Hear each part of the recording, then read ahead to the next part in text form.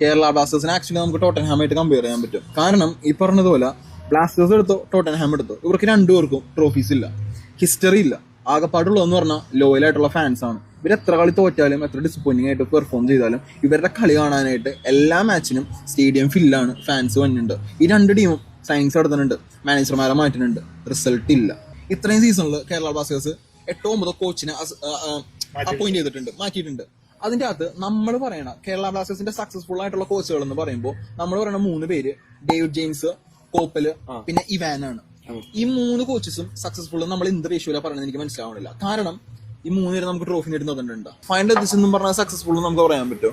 നമുക്ക് വേണ്ടി ട്രോഫി അല്ലേ. ഇപ്പോഴത്തെ കോച്ച് മൈക്കിൾ സ്റ്റാർന എന്ന് പറഞ്ഞാൽ ഇപ്പോഴത്തെ കേരള ബ്ലാസ്റ്റേഴ്സിന്റെ കോച്ച് ഈ പറഞ്ഞതുപോലെ പുള്ളിക്കാരന്റെ ഹിസ്റ്ററി എടുത്തു കഴിഞ്ഞാൽ പുള്ളിക്കാരൻ 10ഓളം ക്ലബ്ബുകളെ കോച്ച് ചെയ്തിട്ടുണ്ട്.